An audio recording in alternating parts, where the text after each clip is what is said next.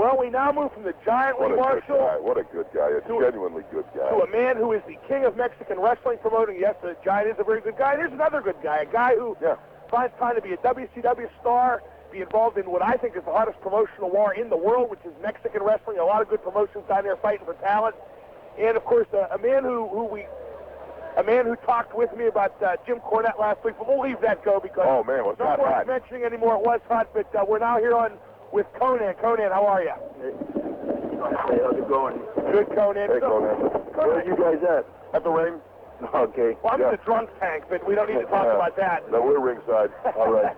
Konnan, I think the first question I want to ask is, what's the latest in the Mexican wrestling promotional wars? Obviously, you got Promo Azteca, your group. You got EMLL. You got AAA. I understand most of the big stars now are slowly but surely migrating to Promo Azteca.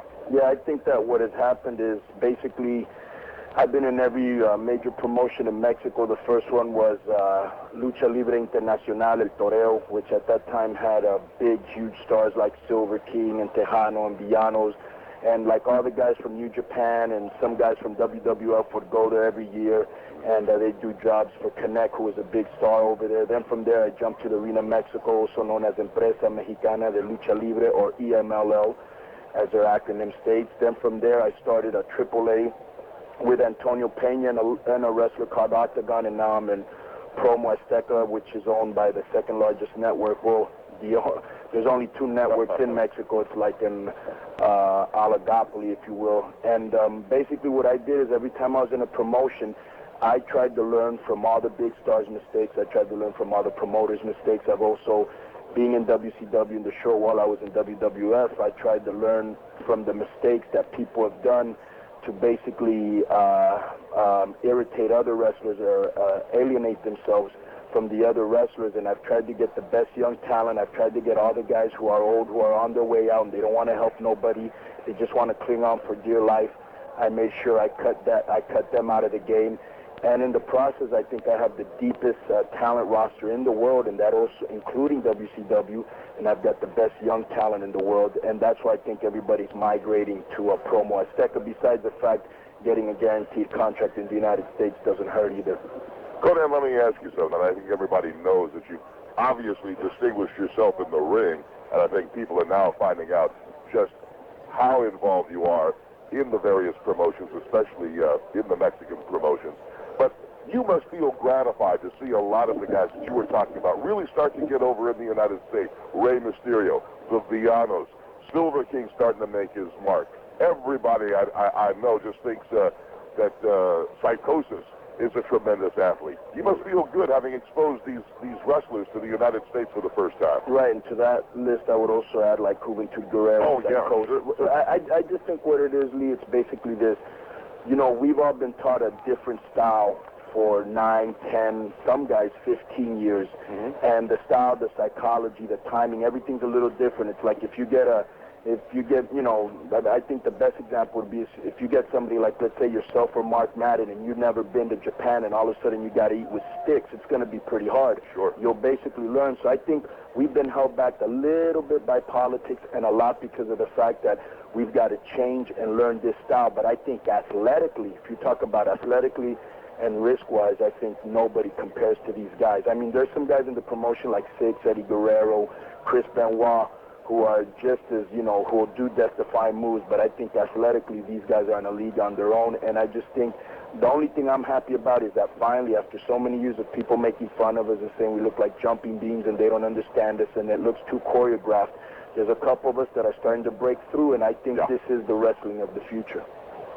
There was a rumor, Konnan, that you were going to bring some WCW talent down to some of your big Promo Azteca shows, guys like Kevin Nash, Scott Hall, Six. Are any of those plans still afoot, and when can we expect to see that? Yeah, I'd love to do that, but the thing is, one of the things is obviously, you know, these guys are, some of the guys you mentioned are making about $1 million a year, and why would they want to go to Mexico? But I want to bring some talent in, but it's been kind of hard because, in a way, Eric Bischoff he's also trying to work with my competitors, which is EMLL. As a matter of fact, today's their anniversary show where Santo puts up his match against Negro Casas, which, as we all know, Santo's never going to lose. Right. And supposedly Meng and Barbarian are supposed to go in there and do a run-in. They don't have much talent left. I have no idea why Eric would even want to work with them. Plus the fact that I am now part owner of Promo Azteca, so I now have a vested economic and moral interest in the promotion. I want to bring people down, but I want to do it the right way, and I don't want to have to share talent with my competitor in Mexico. So I kind of have to get that cleared a little bit. Now, you had a meeting with Paco Alonso from EMLL and Eric. How'd that go? That didn't go too well just due to the fact that, you know, Paco claims I'm stealing his talent, and it's hard to steal talent when you don't have him under contract. But that was basically, you know, the crux of it, that he just kept crying to Eric, and basically, you know, he almost was literally crying, you know, that I kept taking all his talent. And I just kept telling Eric that, you know, my defense, these guys want to be with me. They want to be with the wrestling style of the future. And plus, their whole promotion revolves around 1 or 2 or 3 guys, and guys are sick of it, and they want to come with me because I give everybody a piece of the pie. Konnan, what's it like in the locker room? And here's where I want to go with this. Right. There are some times when the luchadors finish, you guys are a very hard act to follow. Right. I don't want to get into, you know, naming names or who's an egomaniac and who's not. Right. But I think we know that there are some guys that do not want to follow the luchadors because, quite honestly, they don't think they're going to shine as brightly as those guys. Have those waters been stilled a little bit? I don't know, because they don't really do it around us, so I think it's almost something like they do amongst themselves. But, you know, like in our dressing room, we're always, like, one thing just to kind of get away from that. The thing is, like in Mexico, our dressing room, the only thing that's missing is music, and a lot of time we have music in the dressing room, that there's a good camaraderie, and if somebody has a good match, we all congratulate them. Somebody has a bad match, we try to console them. And here, yeah, there are factions for political reasons. And if that is going on, you know, they haven't really done it in front of our face. But I just guess that everything evolves, and if you can't follow us, then you better make yourself better. Exactly. Well, there's one thing about being a hard act to follow, but again, I have seen a number of pay-per-views where the Lucha Libre might be the very first match, which really sets the tone for the whole night. I mean, you guys start the fire, right? And I think it's up to everybody else to keep up. Right. Plus, another thing I think is interesting to note, if you look at some of the guys, some of the younger guys who are just as exciting as Eddie Guerrero, Chris Benoit, Ultimate Dragon, Chris Jericho, I'm probably missing a couple other names. All of them were in Mexico, you know, for long stretches of time, and as you can see, that it's influenced their style. Konnan, you were in AAA wrestling when World Collide pay-per-view was co-produced by WCW. Right. In fact, if I'm not mistaken, you were helping book AAA at that time, doing a lot of the booking. Right. What did you think of that pay-per-view in retrospect? I thought it was hot. And is there any thought in your mind of doing a total Lucha pay-per-view again in North America? One of the best pay-per-views of all time, I think right there, Art Bar, Love Machine, God rest his soul, who was one of my best friends, my best friend at that time. I think he broke through, and he would have been an incredible heel here in the United States. He'd be here right now. Right, exactly. He's with us in spirit, no doubt. But I think that's when Rey Mysterio, Psychosis, Juventud, all the other guys, we showed the United States, you know, just how good we are and how good of a show we can put on. I think Eric's got too many fish to fry right now, and he's not paying attention to just the economic impact that we can have in the United States with a pay-per-view, because if you look at the big metropolitan areas such as, you know, Miami, Chicago, LA, Dallas, Houston, etc., most of them, you know, the Hispanic population is 40 to 50%, and these people will invest their money in it. That's why if you look at, like, the biggest long-distance network in the world is between Mexico and the United States.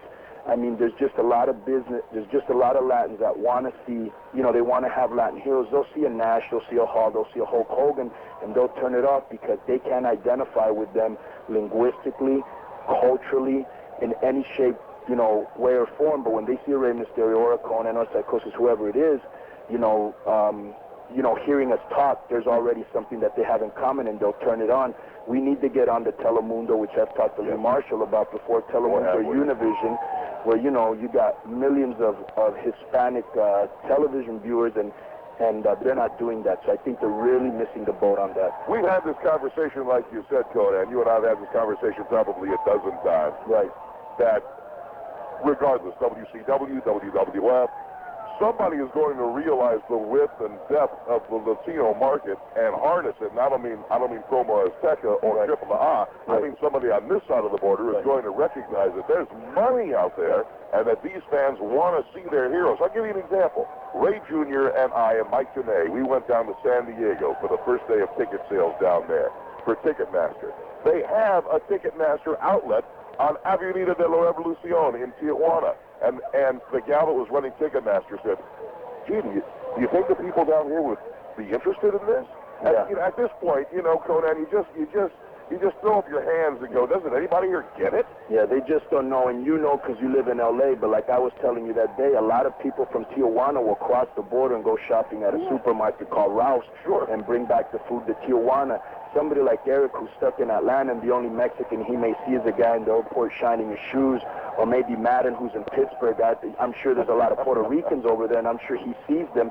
But I'll give you a good example. Here's one of the best examples I can tell you. How many times did Pedro Morales, and as you knew, they would never make him lose the strap because there would be a riot at the Garden, and this was 20 years ago. You're going to tell me there isn't threefold the population there was, 20 years ago? That's probably one of the best examples I can give you. Well, I can give you one that's equally as good, and you already know this, of course, but that is that the only city in the world with more Mexicans than Mexico City is Los Angeles. Right. And I'll give you another one. Mike Tyson was in jail. Who was making Don King those millions? Julio Cesar Chavez. That's right. Millions and millions of people were buying those pay-per-views. And right now, Oscar De La Hoya is the golden child. Because every year there's going to be a Latin or two, whether it's Alexis Arguello, Roberto Duran, or Hector Camacho, because Latins, they make money and they want to spend it on their heroes.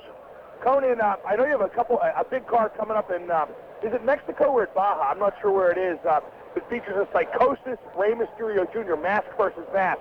Tell us about where that match is going to be, the circumstances behind it. But what I want to know is, obviously there's going to be a winner and a loser there. Will the loser then compete in WCW without a mask? Yeah, that'll be in Mexico City. That'll be for probably our first anniversary show. We're putting the finishing touches on that. And obviously whoever does lose will be wrestling in the United States, sans the hood. Talk a little bit, if you could, about the implications of losing your mask in Mexico. I think a lot of people in the States just think it's kind of a cavalier change of costume, but there's a lot of tradition involved. Am I right? Yeah, right. Well, there'll be a documentary explaining that pretty soon, which Mike Tenay was at the helm of when he went to Mexico City and shot some stuff, so the American public can understand why people wear masks. It's not because they're fugitives. It's not because they're ugly. It's just basically it's a tradition, and I'll give you the Reader's Digest condensed version of it. Back in the 50s, there was a big successful movie star / wrestler called El Santo, and he was like Superman in Mexico, and he was a guy that would always come, save the damsel in distress with his mask on. It became a cool thing, and all the other wrestlers started to put on masks, so there became like a mystique about it. And I would say 90% of the times when you had a mask versus mask match and somebody lost, their career went down the drain. I was one of the very few guys who, when I lost my mask, my career went in ascension. So that's basically the crux of that. Who did you lose your mask to, Konnan? I think I remember. I'd rather hear you describe it so we get it exactly right. To a guy called Perro Aguayo. Right, he was also on that pay-per-view. We wrestled in a cage match. Right. That was hair versus mask, correct? No, that was just for a championship. It was a champion. Yeah, but I lost my mask against him in the Arena, Mexico. But on that pay-per-view, when Worlds Collide, I fought against him in a cage. I think I'm being bum rushed. Oh, right now? Yeah. We are or what?